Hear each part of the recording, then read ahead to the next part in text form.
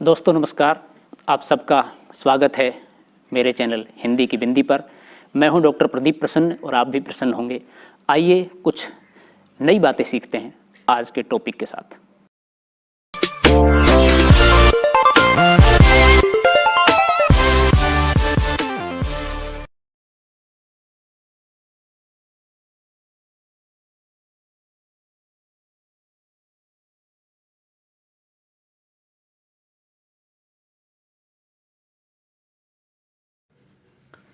विद्यार्थियों, आज की वीडियो हम बना रहे हैं कक्षा 11 की हिंदी पाठ्य पुस्तक आरोह के पाठ 2 मियाँ नसीरुद्दीन, जो कृष्णा सोबती द्वारा लिखा गया है। संस्मरणात्मक पाठ है। इस पाठ के प्रश्न उत्तर अर्थात प्रश्न अभ्यास।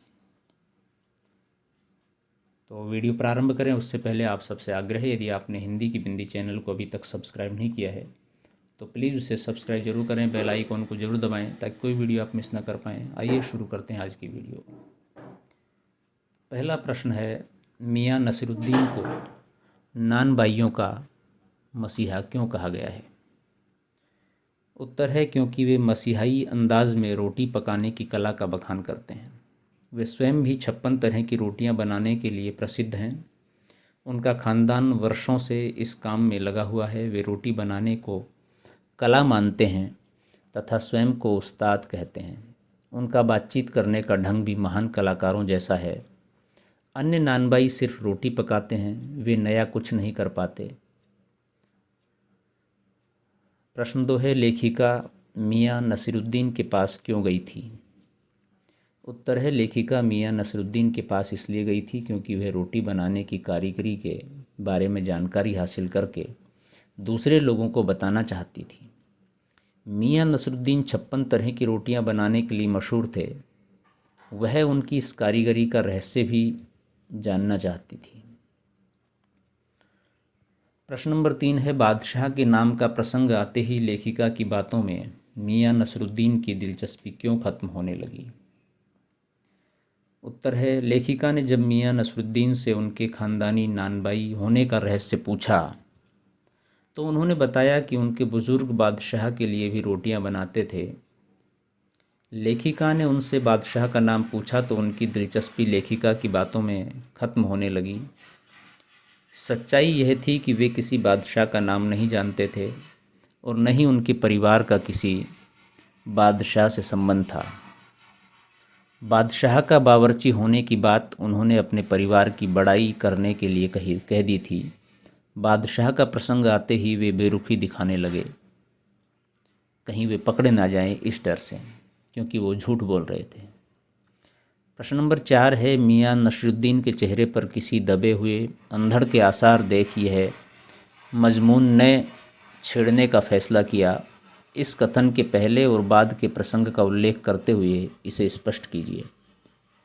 उत्तर है, इस कथन से पूर्व लेखिका ने मियाँ नसीरुद्दीन से पूछा था कि उनके दादा और वालिद मरहूम किस बादशाह के शाही बावर्ची खाने में खिदमत करते थे। इस पर मियाँ बिगड़ गए और उन्होंने खफा होकर कहा, क्या चिट्ठी भेजोगे जो नाम पूछ रहे हो? इसी प्रश्न के बाद उनकी दिलचस्पी खत्म हो गई। अब उनके चेहरे पर ऐसा भाव उभर आया मानो वे किसी तूफान को दबाए हुए बैठे हैं। उसके बाद लेखिका के मन में आया कि पूछ लें कि आपके कितने बेटे बेटियां हैं, किंतु लेखिका ने उनकी दशा देखकर यह प्रश्न नहीं किया। फिर लेखिका ने उनसे जानना चाहा कि कारीगर लोग आपकी शागिर्दी करते हैं, तो मियाँ ने गुस्से में उत्तर दिया कि खाली शागिर्दी ही नहीं, 2 रुपये मन आटा और 4 रुपये मन मैदा के हिसाब से उन्हें मजूरी भी देता हूँ, अर्थात मुफ्त में काम नहीं करवाते हम। लेखिका द्वारा रोटियों का नाम पूछने पर भी मियाँ ने पल्ला झाड़ते हुए उसे कुछ रोटियों के नाम गिना दिए। इस प्रकार मियाँ नसीरुद्दीन के गुस्से के कारण लेखिका उनसे व्यक्तिगत प्रश्न न कर सकी। प्रश्न नंबर 5, पाठ में मियाँ नसीरुद्दीन का शब्द चित्र लेखिका ने कैसे खींचा है? उत्तर, व्यक्तित्व। वे बड़े ही बातूनी और अपने मुँह मियाँ मिट्ठू बनने वाले बुजुर्ग थे। उनका व्यक्तित्व बड़ा ही साधारण सा था, पर वे बड़े मसीहाई अंदाज में रोटी पकाते थे। स्वभाव, उनके स्वभाव में रुखाई अधिक और स्नेह कम था। वे सीख और तालीम के विषय में बड़े स्पष्ट थे। उनका मानना था कि काम तो करने से ही आता है। सदा काम में लगे रहते थे, बोलते भी अधिक थे। रुचियाँ, वे स्वयं को किसी पंच हजारी से कम नहीं समझते थे। बादशाह सलामत की बातें तो ऐसे बताते थे मानो अभी बादशाह के महल से ही आ रहे हों। उनकी रुचि उच्च पद, मान और ख्याति की ही थी। वे अपने हुनर में माहिर थे। उदाहरण, मियाँ चारपाई पर बैठे बीड़ी का मज़ा ले रहे थे। मौसमों की मार से पका चेहरा, आँखों में काइयाँ, भोलापन और पेशानी पर मंजे हुए कारीगर के तेवर। इस प्रकार का शब्द चित्र पाठक के समक्ष नायक का साकार वर्णन करता है। पाठ के आसपास के जो प्रश्न हैं, मियाँ नसरुद्दीन की कौन सी बातें आपको अच्छी लगीं?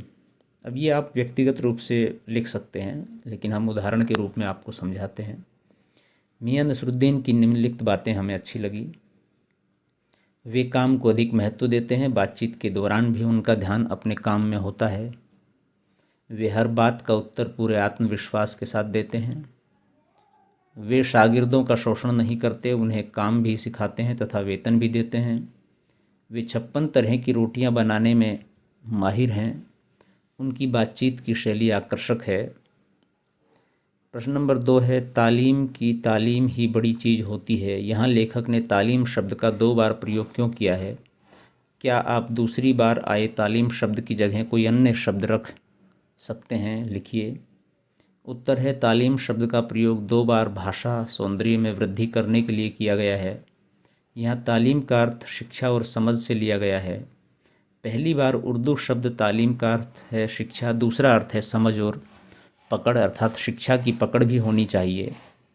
यह कथन मियाँ उस समय कहते हैं जब वे बता रहे थे कि बचपन से इस नानबाई काम को देखते हुए भट्टी सुलगाना, बर्तन धोना आदि अनेक कामों को करते करते उन्हें तालीम की पकड़ आती गई। अतः यहाँ दूसरी बार प्रयुक्त तालीम शब्द के स्थान पर पकड़, समझ का प्रयोग किया जा सकता है। तो विद्यार्थियों, ये थी आज की वीडियो। आपको कैसी लगी हमें ज़रूर बताएं। अच्छी लगी तो लाइक कीजिए, शेयर कीजिए, कमेंट्स कीजिए और चैनल को सब्सक्राइब करना न भूलें। आपके मन में सवाल, जिज्ञासा, प्रश्न हो तो पूछिए। कमेंट्स के माध्यम से हम उसका समाधान करने का प्रयास करेंगे। आज के लिए इतना ही। नेक्स्ट वीडियो में नेक्स्ट टॉपिक के साथ फिर मिलते हैं। तब तक के लिए शुक्रिया, नमस्कार।